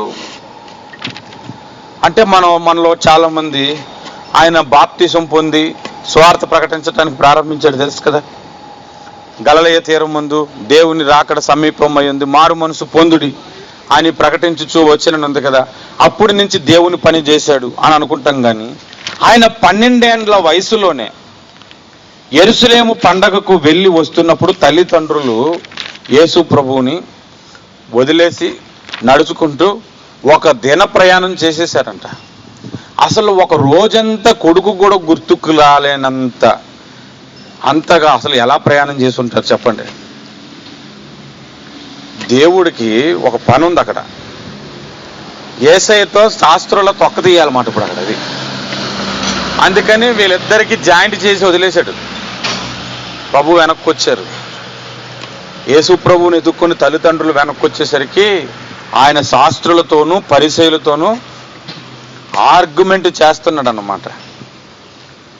తల్లిదండ్రులు వచ్చి అడిగారు, ఏంటయ్యా నిన్ను మీ నాన్న నేను వెతుకుతున్నావు, నువ్వు ఎక్కడున్నావేంటి, ఏం చేస్తున్నావు అంటే, అమ్మ నేను తండ్రి పని మీద ఉండవలనని నీకు తెలియదా? అలా చెబుతున్నప్పుడు కానీ అమ్మగా గుర్తురాదు, ఓహో అసలు తండ్రి కొడుకు కదా అయినా అని అప్పుడు మైండ్లోకి వస్తుంది.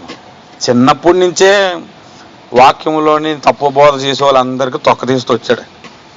అసలు మొదటి పని అంది అది. స్వార్థ కంటే ముందు పని ఏంటి తెలుసా అయింది? సరిగ్గా బోధించకపోతే ఒప్పుకోడు. అది ఆయన మొదటి పని. ఆయన యేసు దేవుని బోధల్లో, దేవుని పనిలో, దేవుని కొరకు దప్పిక కొలిగి జీవిస్తూ అన్ని పనులు పూర్తి చేసి యోహాను సువార్త 17వ అధ్యాయం 4వ వచనంలో ఒక చక్కని మాట పలికాడు చూడండి. 17వ వచనం, 17వ అధ్యాయం 4వ వచనంలో, చేయుటకు నీవు నాకు ఇచ్చిన పని నేను సంపూర్ణముగా నెరవేర్చి భూమి మీద నిన్ను మహిమపరిచి తిని అన్నాడు. హల్లెలూయా, హల్లెలూయా. యేసు ప్రభువే కాదు, మీరు అపోస్తుడైన పౌలు జీవితం కూడా చూడండి. 2వ తిమోతి పత్రికలో 6వ అధ్యాయంలో ఆయన ఒక మాట అంటాడు, నా పరుగు తుదముట్టించి తిని అన్నాడు. అంటే ఆయన పరుగు ప్రారంభించాడు. యేసు ప్రభు దర్శనం ఎప్పుడైతే వచ్చిందో యేసు కొరకు ఒక పరుగు, ఒక ఆధ్యాత్మిక జీవితంలో ఒక పరుగు ప్రారంభించాడు.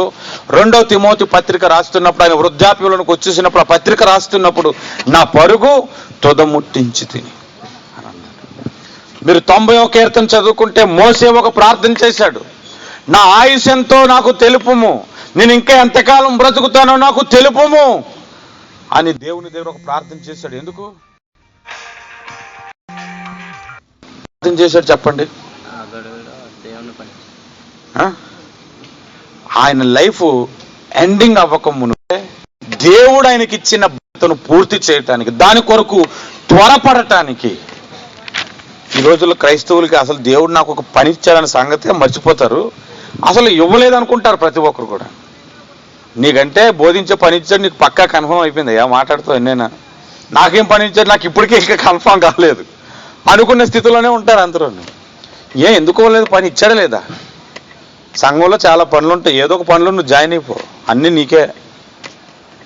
ఇది నా పని అనుకుంటే అది నీ పని ఇంకా ఆ రోజు నుంచి. అది నేను ఇక్కడ ఉన్నంత కాలం, సింగపూర్లో ఉన్నంత కాలం నా పని నేను ఖచ్చితంగా నెరవేరుస్తాను, నమ్మకంగా ఉంటాను అనుకోవాలి. అప్పుడు ఒక ఆశీర్వాదం ఉంటుంది, ఒక నమ్మకంగా ఉంటాడు. వీడు ఈ పనికి సిద్ధపడ్డాడు కాబట్టి ప్రభు ఆ పని నీకు ఏర్పాటు చేశాడు అన్నమాట. ప్రభు ప్రత్యేకంగా పిలిచి నువ్వు ఈ పని చేయి బాబు, నువ్వు డోలాకి కొట్టు, ఇంకెప్పుడు కూడా కంచెలు కొట్టకని చెప్పడు. కొట్టిడు, నీకు అవకాశం నీకు వచ్చింది, నువ్వు కొట్టు, నీకంటే బాగా కొట్టినోడు వస్తాడు, వాడికి ఇచ్చేసి అప్పుడు కంచెలు పట్టుకో, లేకపోతే చప్పట్లు కొట్టు, అది కూడా పనే. దేవుని కొరకు ఏదో ఒక పని చేస్తూనే ఉండాలి.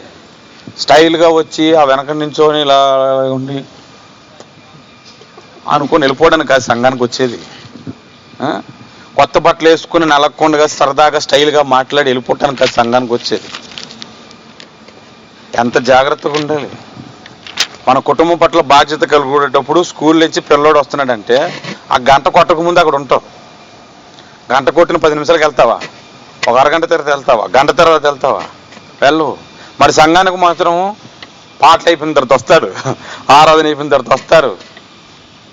ఒక్కొక్కరు రకం, మరి బాధ్యతే ఉండదు. దేవుడు మనకు ఒక పని ఇచ్చాడు, దాన్ని కంప్లీట్ చేయటం నేర్చుకోవాలి, దాన్ని సంపూర్తి చేయటం నేర్చుకోవాలి. అలాగ ప్రతి క్రైస్తవుడు ఉంటే చనిపోయిన తర్వాత నా పరుగు తుదముట్టించినని సమాధికి పెట్టుకోవచ్చు బోర్డు. ఏ పని లేకుండా ప్రతి ఊరికి ఆ మాట బాగుందని పెట్టేకండి. ఒక షాప్ ఉంది, అదన్నిటి సమాధి మీద పలకలు చెక్కుతారు కదా, ఆ షాప్ అనమాట. మా అత్తయ్య చనిపోయేటప్పుడు అక్కడ ఇంకొక ఆయన పాస్టర్ గారు, ఒక్కొక్క విశ్వాసం ఎవరో మొత్తానికి తెలుగులే వచ్చారు తెనాలి. నేను మా బావగారు కూడా ఆ షాప్కి వెళ్ళామన్నమాట. ఆ పలక మీద చెక్కిస్తున్నారు, మామిడి మార్తమ్మ పుట్టింది ఈ డేటు, చనిపోయింది ఈ డేటు అని మొత్తం అన్నీ చెక్ చేస్తున్నారు. అది ఎలాగుందో చూడడానికి, డిజైన్ చూడడానికి వెళ్ళాం. అక్కడికి ఒక పాస్టర్ గారు వాళ్ళు వచ్చారనమాట. వచ్చిన తర్వాత మేము క్రైస్తవులు అంటే ఆయన కొన్ని మాటలు ఆయన దగ్గర ఉన్నాయన్నమాట, శాంపుల్. చూడండి సార్, ఈ మాట పెట్టిమంటారా, ఈ మాట పెట్టిమంటారా అంటే అందులో ఒకటి అంటాడు, నా పరుగు తుదముట్టేసి ఈ మాట ఏదో బాగుంది పెట్టండి అంటే పాస్టర్ గారు పక్కన ఉన్నారు, ఊరికో ఎవరు పెడతా వారికి ఆ మాట పెట్టకూడదు, ఆ మాట తీసేయని చెప్పారు అనమాట. అది కొంతమంది తెలియదు, మాట బాగుంది కదా అని పెట్టేయడమే, దాని అర్థం తెలియదు. పరుగు తుదముట్టించాలి. ఒక్కడిని కూడా ప్రభువులో నడిపించడు, ప్రభు పరుగు తుదముట్టించాడు అంటే ఏంటిది అది? దేవుడు మనందరికీ ఒక పనిని అప్పగించాడు, ఆ పని పూర్తి చేయాలి. మీరు ఇంకోసారి 7 మాటల గురించి మాట్లాడేటప్పుడు సిలువ వైపు చూసేటప్పుడు ప్రభువా నన్ను క్షమించావా అన్నదే కాదు గుర్తు తెచ్చుకోవడం, నీ బాధ్యత అంతా గుర్తు తెచ్చుకోవాలి. అందులో ఉంది సిలువలోని శక్తి, ఆ వార్త. ఆఖరి మాట దగ్గరికి మనం వద్దాం, దయచేసి మీరు చూడండి. ఆఖరి మాట లోకాసు వార్త 23వ అధ్యాయం 46. అప్పుడు యేసు గొప్ప శబ్దముతో కేకవేసి, తండ్రి నీ చేతికి నా ఆత్మను అప్పగించుకొనుచున్నాను నేను. దేవునికి స్తోత్రం కలుగును గాక. హల్లెలూయా. ఈ మాట యేసు ప్రభు చెప్పాడు కదా, మీరు చూడండి. ఈ సిలువలో పలికిన 7 మాటల్లో ఒక గొప్ప సందేశం మనకి కంప్లీట్ చేసుకుందాం. యేసు ప్రభువుని చంపజూశారు చాలాసార్లు, కానీ యేసు ప్రభు కొన్ని సందర్భాల్లో తప్పించుకొని వెళ్ళిపోయాడని కనబడుతుంది మనకి. మనం ఆ సందర్భం చదివినప్పుడు మనకి ఏమనిపిస్తుంది చెప్పండి మీరు? ఏంటి, ఆయన సిలువలో మరణించడానికి వచ్చాడు కదా, ఆయన్ని చంపాలని శాస్త్రులు వీళ్ళందరూ పనిగట్టుకొని ఆయన పట్టుకోవాలని చూస్తే తప్పించుకొని తిరగడం ఏంటి? ఈయన దేవుడే ఉండి ఈయనే భయపడితే మరి సువార్తకెళ్ళి మరి మేము భయపడద్దు అని అనుకోలేదా? నేను చదువుకునేటప్పుడు అలాగే అనుకుంటేవాడిని. యేసు ప్రభు తప్పించుకోలేదంటే చావుకు భయపడి వాళ్ళు కొడతారనో తిడతారనో కాదు. ఆయనకు దేవుడు అప్పగించిన పని పూర్తి కాకుండా ఆయన ప్రాణం పెట్టడానికి ఇష్టము లేదన్నమాట. అది దేవుడు మనకి అప్పగించిన పని పూర్తి చేయకముందు మన ప్రాణాలు తీసుకునే పని ఎప్పుడు చేయకండి. కొంతమంది ఎంతో భక్తి జీవితం చేసిన క్రైస్తవులు ఉరేసుకొని చనిపోయిన వాళ్ళు ఉన్నారు, సూసైడ్ చేసుకొని చనిపోయిన వాళ్ళు ఉన్నారు, పాస్టర్లో కూడా ఉరేసుకొని చనిపోయిన వాళ్ళు ఉన్నారు. ఏంటి శ్రమలు, సంఘం అభివృద్ధి లేదు, ఏమీ లేదు, అప్పులు, బాధలు, కష్టాలు ఎందుకు అని ఉరేసుకొని చనిపోయే సేవకులు కూడా ఉన్నారు కొంతమంది. దేవుడు మనకు అప్పగించిన పని పూర్తి చేసేలోపు ప్రాణం తీసుకోకూడదు. బైబిల్ గ్రంథంలో మనం చూస్తే ఏలి అనే దైవ సేవకుడు బద్రి అనే ఒక వృక్షం క్రింద కూర్చొని దేవునితో ప్రార్థన చేశాడు. ఇంత మట్టుకు చాలును, నా ప్రాణము నీవు తీసుకొనుము అని అన్నాడు. ఎందుకు? ఆయన చంపుతానని యెజబెలు వార్నింగ్ ఇచ్చింది. రేపు ఈ వేళకి ఆ ప్రవక్తల్లో ఒకడుగా ఈ ఏలియన్ నేను చంపకపోతే చూడు అన్నాను. అమ్మో, అది చంపేసింది అనుకో నా పరువు పోతుంది, అదేదో ప్రభువే నా ప్రాణం తీసుకుంటే బాగుంటుంది అని ప్రభువుకు అడిగాడు. ప్రభువా ఇంత మట్టుకు చాలును అని మరణాపేక్ష గలవాడే నా ప్రాణమును తీసుకొనమంటే దేవుడు అక్కడికి వచ్చి అరిచెరిసి నిద్రపోయాడు కదా, లేపి అన్నం పెట్టి నీకు ఇంకా చాలా ప్రయాణం ఉందిరా బాబు, ప్రయాణం చేయని అన్నాడు. దేవునికి స్తోత్రం కలుగునుగా. అప్పుడు ఏలియాకి దేవుడు ఒక మాట చెప్పాడు, నేను ప్రసంగం చేసినప్పుడు చెప్పాను. ఆ మాట మీరు ఎంత వెతికినా దొరకదు. రేపు మట్లాదివారం కనుక గాడిద గురించి ఒక మాట చెప్తాను, అది కూడా మీకు బైబిల్లో దొరకదు. కానీ దేవుడు ఆయనకి చెప్పాడని నేను నిరూపించగలను. ఏమని చెప్పాడంటే, అది నిన్ను చంపుతానన్నది కదా, అసలు మరణమే నువ్వు రుచి చూడకుండా నా లోకానికి తీసుకెళ్తానని చెప్పాడు. దేవునికి స్తోత్రం కలుగుని. అందుకే ఏలియా ఎందుకు మరణించలేదు అనుకున్నావు? అందరిలాగా ఆయన మరణించవచ్చు. ఎందుకు మరణించలేదంటే, చంపుతాను అని అందరు ప్రవక్తలు చంపితే నువ్వు ఒక్కడివే ఉన్నావు, నువ్వు కూడా చచ్చిపోయావు అనుకో, నా కాపుదల లేదనుకుంటారు అందరూ. అందుకనే నిన్ను అంత సీన్ లేదు అక్కడ, నిన్ను మాత్రం అగ్ని రథాలతో తీసుకెళ్తానని చెప్పాడు దేవుడు. హల్లెలూయా. ఇంకా నీవు చేయవలసిన పని ఉంది, ఆ పని పూర్తయిన తర్వాత అప్పుడు నేను నీకు చెప్తాను, అప్పుడు సిద్ధపడని చెప్పాడు. ఆ పని కంప్లీట్ అయిపోయిన తర్వాత అప్పుడు సిద్ధపడ్డాడు. ఎక్కడి నుంచి వెళ్ళిపోవాలని చూస్తున్నాడు అనమాట. యోర్దానికి వెళ్ళాడు, గిల్గాల్కి వెళ్ళాడు, కనుకనే ఏలీషా మాత్రం తిరుగుతూనే ఉన్నాడు కదా. దేవుడు మనకు అప్పగించే పని పూర్తి అవ్వక మునుపు ప్రాణాలు తీసుకునే అవకాశం మీరు ఇవ్వకండి. ఆ అనుభవంలోనికి వెళ్ళకండి, ఆలోచనలోనికి వెళ్ళకండి. ఇంకా నేను నీ కొరకు ఏం చేయాలి అనే తపనతోనే మనం బ్రతకాలని ఆఖరి మాట మనకు నేర్పిస్తుంది. ఈ 7 మాటల్లో మొదటి మాట మన రక్షణ ప్రారంభం అయితే, ఆఖరి మాట మన మహిమలో చేరటానికి ముగింపది. అనగా మన ఆధ్యాత్మిక జీవితం అంతా కూడా ఈ 7 మాటల్లో మనకు కనబడుతుంది. దేవునికి స్తోత్రం. హల్లెలూయా, హల్లెలూయా. ఎంతమంది ఇష్టపడుతున్నారు ఈ మాటల్ని? బాగా చెప్పడానికి గురించి కాదు, ఇష్టపడమంటుంది. యేసుతో ఉంటూ యేసు కొరకు సాక్షిగా ఉండాలని 2వ మాట మనకు బయలుపరుస్తుంది. 3వ మాట సంఘములోను కుటుంబంలోను బాధ్యతగా ఉండాలని దేవుడు బయలుపరుస్తున్నాడు. 4వది కష్టాల్లో ఇబ్బందుల్లో దేవుడు విడిచిపెట్టాడు అనుకుంటున్నావేమో, కానీ మరెక్కువగా దేవుడు నీకు దగ్గరగా ఉండి సమీపముగా ఉండి నీ చేయి పట్టుకొని నడిపిస్తున్నాడు. 5వ మాట పరిశుద్ధాత్మ కొరకు దప్పిక కలిగి ఉండాలి, నీతి కొరకు దప్పిక కలిగి ఉండాలి, దేవుని కొరకు దప్పిక కలిగి ఉండాలి. 6వ మాట దేవుడు అనుగ్రహించిన పని పూర్తి చేయాలి. 7వ మాట, మహిమలోకి చేరేలోపు నీ పని పూర్తి చేయకముందే నీ ప్రాణాలకు తీసుకునే అవకాశం కలుగజేయకు. ఆరోగ్యంగా ఉండటానికి ప్రయత్నించు, జాగ్రత్త కలిగి ఉండటానికి ప్రయత్నించు. ఒకడు బాగా అన్నం తింటుంటాడు అన్నమాట, మా ఫ్రెండ్.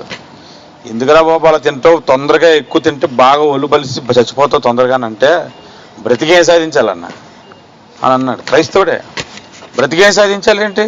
బ్రతకాలి ప్రభు కొరకు. పౌలేమన్నాడు? బ్రతుకుట క్రీస్తే, చావైతే లాభము అనుకున్నాడు ఆయన. బ్రతకాలి, బ్రతకాలి, బ్రతకాలి. దేవుని కొరకు మనము బ్రతకాలి. అందరూ లేచి నిల్చుందాం. ఈ 7 మాటల్లో దేవుడు మనకు అనుగ్రహించిన సందేశమును జ్ఞాపకం చేసుకుందాం. చాలా సమయం అయింది. చిన్న ప్రార్థనతో మనం ముగించుకుందాం. దయచేసి అందరూ లేచి నిల్చునండి.